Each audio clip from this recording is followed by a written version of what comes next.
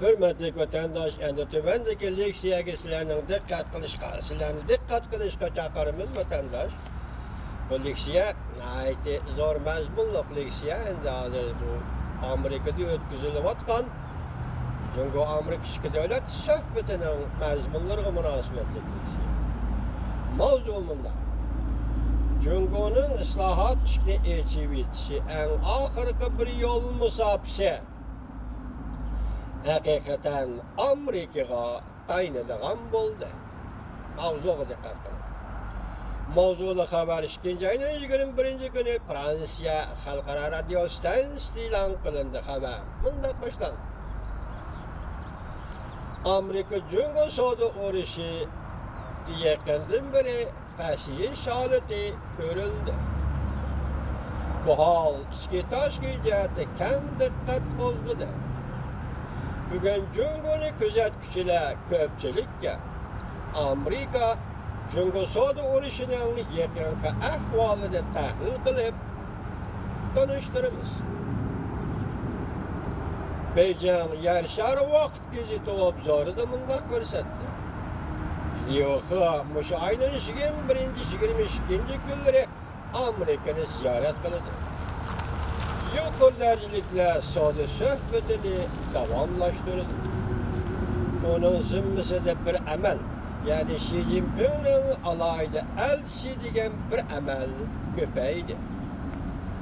Bu hol bu qatam Amerika Jungo o'rtasidagi maslahat va suhbatning muhim nopozliq suhbat ekanligidan bishorat berdi.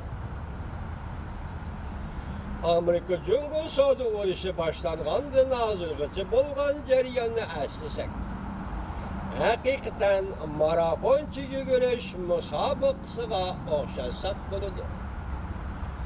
Marafonchi yugurish musobaqasining natijasidan oxirgi 1 minut ichida belgilangan bo'lishi notayin. Yoki oxirgi 1 minut ichida belgilanishi notayin. Uning vaziyati nayt uzun musobaqasida jug'langan.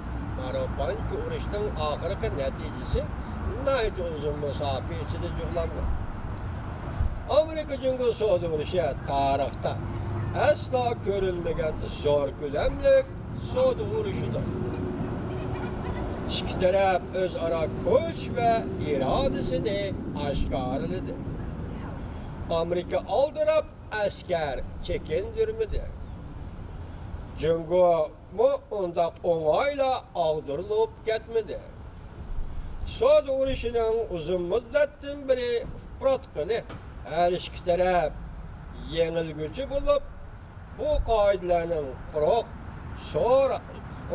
savdo emasligini faktlar orqali isbotladi. Her iki taraf yengilguchi bo'lib, bu qoidalarning quruq shuar emasligini faktlar isbotladi. Amerika Jungo'ning qurilma xarakterli islohot elib berishini talab qildi. Amerika qurilma xarakterli islohot elib berishi kerak bo'ldi. Fransiya agentliklari yozmoqda juma bu xabarni vatandoshlar tahlil shaklida yozayotgan xabar. Shu orqali Amerika Jungo savdosidan tangpungligi o'rtaq ilgari suradigan bo'ldi.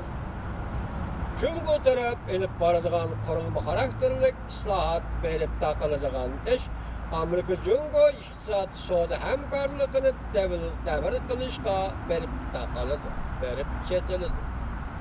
Balki Jungo'ning islohot etish planiga moslashgan bo'lishi kerak. Amerika Jungo iqtisod savdo suhbati Jungo'ni iqtisodiy boshqarishni o'zgartirishga majburlaydigan. Kechiringlar, Amerika Jungo iqtisod suhbati Jungo'ni iqtisod boshqarishni o'zgartirishga majburlaydigan, hatto davlatning taraqqiyot yo'liga besim ishiltadigan bo'lmasligi kerak.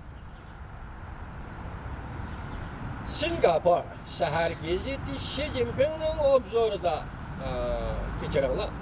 Singapur shahar gazeti Xi Jinpingning obzorida bunday ko'rsatildi. tushunishlarga qaraganda navbatda ikki taraf, ya'ni Amerika Jungo taraf suhbatda elishgan eng yadroliq talash tortish Amerikaning Jungodan qurilma xarakterli islohot elib berishni talab qilishidir. Demak, ikki davlat Jungo o'rtasida Amerika bilan qurilma xarakterli islohot elib berishni talash tortish qilish bu qatimki suhbatning yadrosidir. Amerika taraf Jungo tarafning qurilma xarakterli islohot elib berishi kerak deb qo'ygan talablarini muhim mazmunlari tuvandikicha. Birinchi, Amerika tarafning Jungo qurilma xarakterli islohot elib berish kerak deb qo'ygan talabning muhim mazmunlari tuvandikicha. Birinchi, ijara va boj islohoti. Vasıtılık baj elişni bevasıta baj elişle o'zgartdi. Baj elish ko'lamini zo'r ko'lamda kemaydi. Jungo va chet el shirkatlariga adil raqobatlashadigan fursat yaratib berish. Ikkinchi, davlat egaligidagi shirkatlar monopoliya qilishdan voz kechish kerak. Elektr energiya sohasini echib etish kerak. Elektron va aloqa sohasini echib etish kerak. Xam nefrat bozorlari qatorliq sohalarni echib etish kerak. Bozorda adil raqobatni ilgari surish lozim. Uchinchi, hukumatning bozorga aralashishini kamaytirish. Her xil tekshirishlarni bekor qilish, tekshirib tasdiqlashni bekor qilish, qalaymaqon haq elishni bekor qilish. Amerika Qo'shma Shtatlari Jungoning ichidagi siyosatda qaysi darajada aralashibdi vatandosh? Bularning hammasi sizning bizning manfaatimiz, Jungolikning manfaati yoki Amerikalikning manfaati yo'q. Shu masalalarda Amerikalikning manfaati yo'q do'stim. Qarang, shuncha hukumatning bozorga aralashishini kamaytirish, har xil tekshirishlarni bekor qilish, tekshirib tasdiqlashni bekor qilish, qalaymaqon qilishni bekor qilish. To'rtinchi, emgak xizmat siyosatini zo'r ko'lamda o'zgartirish.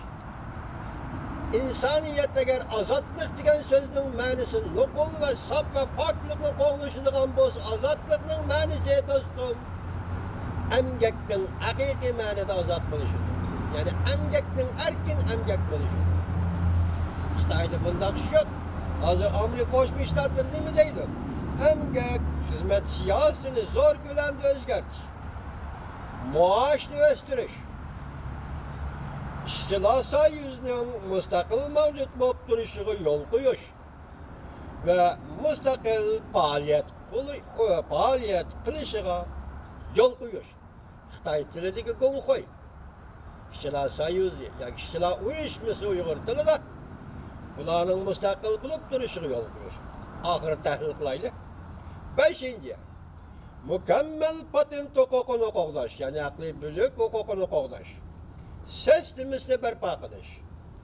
Chet davlat shirkatlarini texnik o'tinib berishga zo'rlamaslik. Davomini anglaysiz, hurmatli vatandosh.